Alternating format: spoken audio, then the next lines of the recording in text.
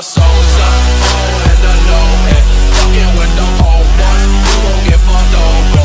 Ferraris and Rovers, these old luxury souls, son. And I'm with that Cobra, now that what's left over. They do it all for soul, son. You wasn't making no noise. Alright, let's just start out with, this is the best episode in season 5 thus far. Like, all the other episodes were kind of trash, not gonna lie, but this one, really, like, you can see that where the budget went to. I'm just kidding, it probably went to other episodes too. But, like, this episode, with its animation, and honestly, just the twist, and just how it ended up, the battle, honestly, the best. Like, hands down, no doubt about it. It's just, like, the best episode so far in this season. Now, obviously, it's gonna get better, I believe.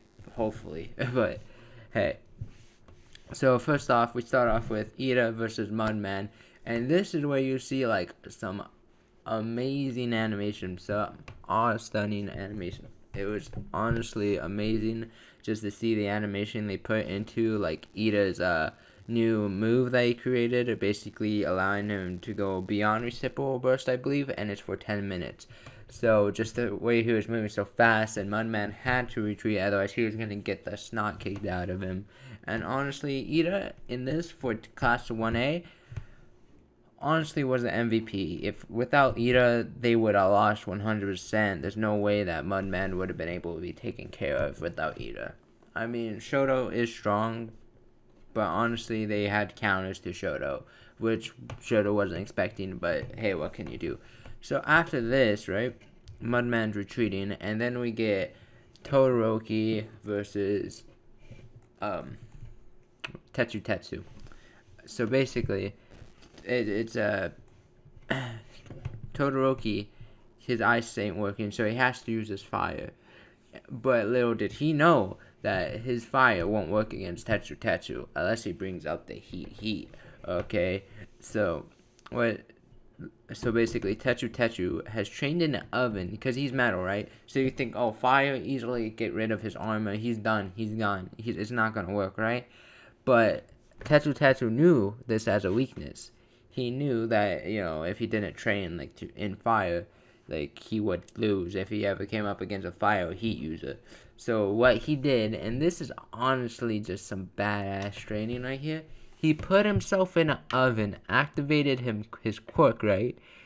And he just took the heat, slowly training up his quirk so that he could take heat after heat. Like, it's just a bunch of heat, right? And so instead of melting, his iron turns red.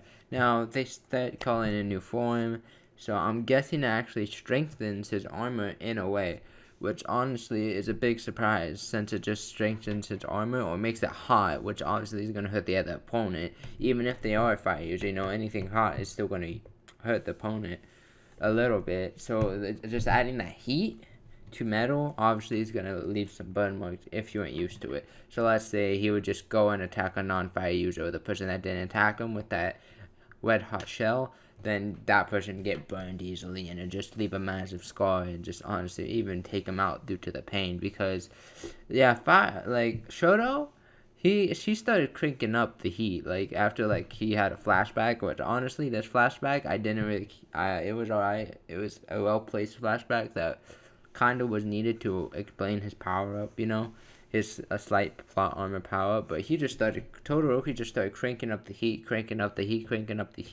going like beyond his limits, you know. And if he didn't have his eyesight, he would honestly probably be absolutely fucked in this point, because he was probably overheating his body to maximum degrees. So honestly, Shoto in this match, like, honestly showed some really good, like, potential, obviously, because he's, like, probably the top 3 in Class 1A. And Tetsu, I thought he would just get wiped so easily. Like, I didn't think that, like, Class 1B would even stand a chance against, like, Class 1A. But, honestly, with Tetsu, Mudman, all of them, like, in these first fights, and, you know, they showed, like, a very much promise. And they'll keep on showing promise throughout the episode. So, like, we cut to, I believe it's Shoji? Yeah, Tail Guy. Tail Guy's basically fine Drill Guy. Okay, I can't be bothered to remember the Drill Guy's name. He's really not that important character. He's about to get caught up, okay?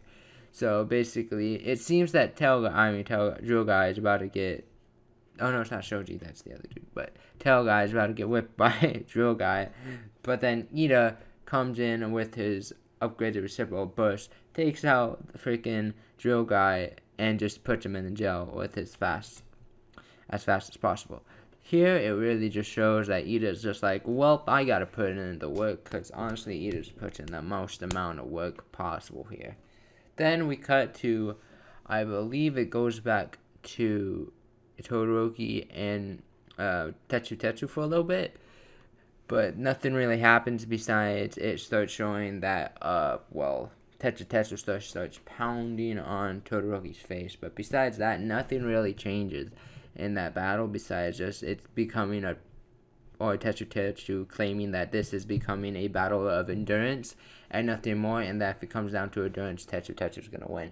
And Todoroki's like, okay, bet, let's do it, because he's gotta challenge himself. He's gotta show that he's better than Tetsu and win for his team. So yeah, and then after that we cut to Pony versus I believe it's Shoji, and Pony's a meanie, man. You are not good at representing freaking America, Pony, or whatever your hero name is. I'm just saying Pony, because it's a freaking pony. Out here calling freaking Shoji an octopus, my guy. Get out of here. No. We do not claim her as Americans. Pony, no. You are annoying, okay? Like, bro, you talking a lot of smack for someone that looks like a horse. That's all I gotta say, Pony. So, yeah. So, honestly, Pony should have, easily, no, actually, no. Shoji was actually taking the lead. So, Shoji was taking the lead in this battle. Pony was getting her butt whooped. And then, just to add insult to injury, okay?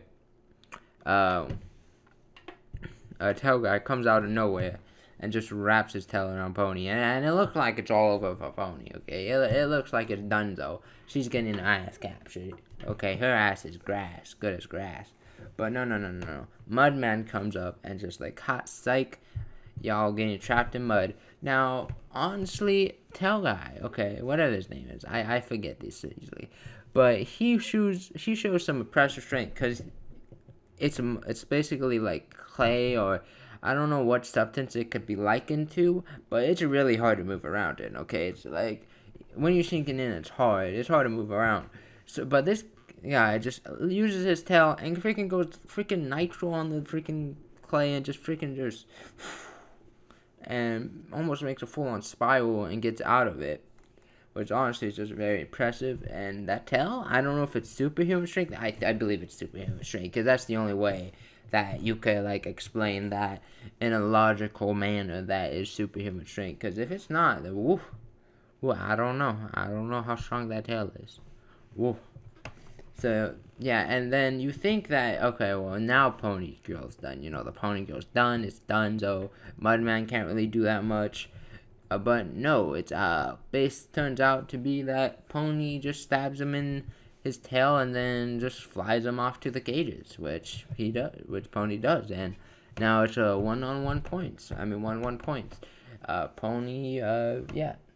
So then we cut back to the battle versus Todoroki and Tetsu, and it's just an all-out slugfest. It's still a battle of endurance until it seems like Tetsu's gonna win, but then freaking Todoroki just pulls out this freaking ball of sun.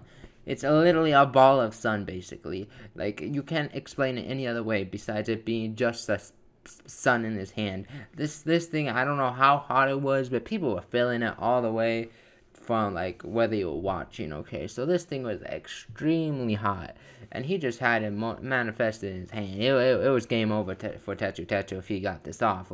He might have caught a body, Tetsu would have been done, though. It would have just went right through him, I swear to God.